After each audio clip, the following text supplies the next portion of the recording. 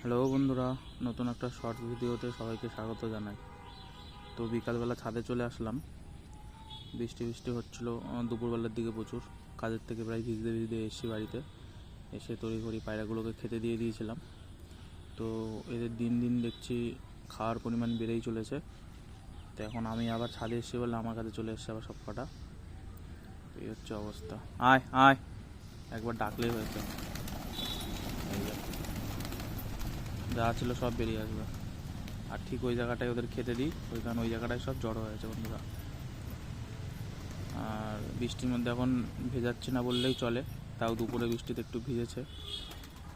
বিকালবেলা যে বৃষ্টিটা হচ্ছিল আমাদের এদিকে, ওই সব ওই দিক থেকে খাবার টাবার আনি বলে ওই দরজার এদিকে তাকিয়ে আছে সব, যে আমি দরজার ওখানে কেন যাচ্ছি না। তো এই হচ্ছে বিষয়। আর এখন বর্ষার টাইম, যত বৃষ্টিতে না ভেজানো যাবে ততই পায়রা সুস্থ থাকবে। এদিক ওদিক অনেক রোগ ব্যাধি দেখা যাচ্ছে, কিন্তু ভগবানের কৃপায় আমি এখনও পর্যন্ত পায়রাগুলোকে সুস্থ রাখতে পেরেছি। ঠান্ডা ফান্ডা কিছুই নেই, আর কোনো সবুজ পায়খানা বা এরকম কিছু সিমটম নেই, বা পায়রার কোনো ঝিমানোরও কোনো লক্ষণ নেই।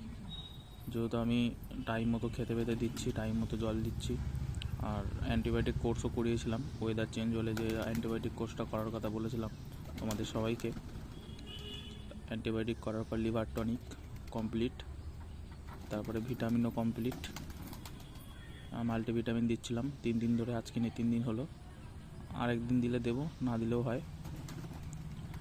আর এখন খালি কিছুদিন 2-1 দিন অন্তর অন্তর একটু গ্রিড দিতে হবে, যাতে পায়খানাটা ঠিক থাকে। ঠিক হচ্ছে ব্যাপার। এরকম অল্প কিছু দেখভাল করলেই পায়রা সব সুস্থ থাকে। এখানেই শেষ করছি এই ভিডিওটি। দেখা হচ্ছে নতুন কোনো ভিডিওতে। ধন্যবাদ।